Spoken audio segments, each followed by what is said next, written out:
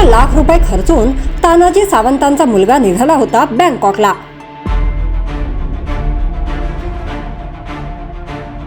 वडिलांनी सूत्र हलवली, चेन्नईतून विमान माघारी फिरलं।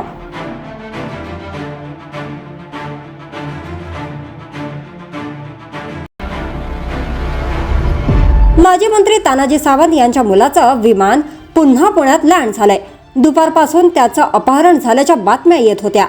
तो अचानक बेपत्ता झाल्याने पोलीस ॲक्शन मोडवर आलेले होते। पुण्यात ठिकठिकाणी नाकाबंदी करण्यात आली होती, परंतु तानाजी सावंत यांचा मुलगा ऋषिराज हा एअरपोर्टवरून खासगी विमानाने बँकॉकला गेल्याचं उशिरा समजलं। त्यानंतर तानाजी सावंत यांनी मुख्यमंत्री, उपमुख्यमंत्री, केंद्रीय मंत्री मुरलीधर मोहोळ या सगळ्यांना फोन लावून यंत्रणा सतर्क केली। बँकॉककडे निघालेलं विमान अंदमान निकोबार पर्यंत गेलेलं होतं। हे विमान चेन्नईला लँड केलं आणि तिथून पुण्याला बोलावून घेतलं। रात्री 9 वाजण्याच्या दरम्यान ऋषिराज सावंत हा पुण्यात दाखल झाला।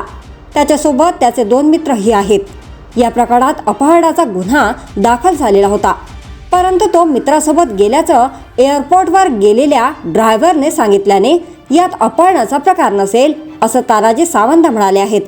मात्र रोज 10 ते 15 वेळा बोलणं होणारा मुलगा न सांगता कसं काय गेला असा प्रश्न तानाजी सावंत यांना सतावत होता। त्यामुळेच त्यांनी सूत्र फिरवली, मुलाचं विमान चेन्नईत लँड केलं, तिथून ते पुण्याला बोलावून घेतलं। दरम्यान 68 लाख रुपये खर्चून तानाजी सावंत यांचा मुलगा बँकॉकला निघाला होता अशी माहिती आहे। केंद्रीय मंत्री मुरलीधर मोहोळ यांच्या मदतीने सावंतांनी मुलाचं खासगी विमान परत बोलवलं। अंदमान निकोबार पर्यंत गेलेलं विमान चेन्नई विमानतळावर उतरवलं। हे वृत्त साम टीव्हीने दिलंय। या प्रकरणात पोलीस सर्वांची चौकशी करणार आहेत। त्यात काही तथ्य आढळलं तर पुढची कारवाई होईल। याबाबत सहपोलीस आयुक्त रंजन कुमार शर्मा यांनी सांगितलं की ऋषिकेश सावंत यांना कोणीतरी विमानाने घेऊन गेले आहेत। याची माहिती मिळाल्यानंतर त्वरित तपास सुरू करण्यात आला। याबाबत सिंहगड रस्ता पोलीस ठाण्यात अपहरणाचा गुन्हा दाखल करण्यात आलाय।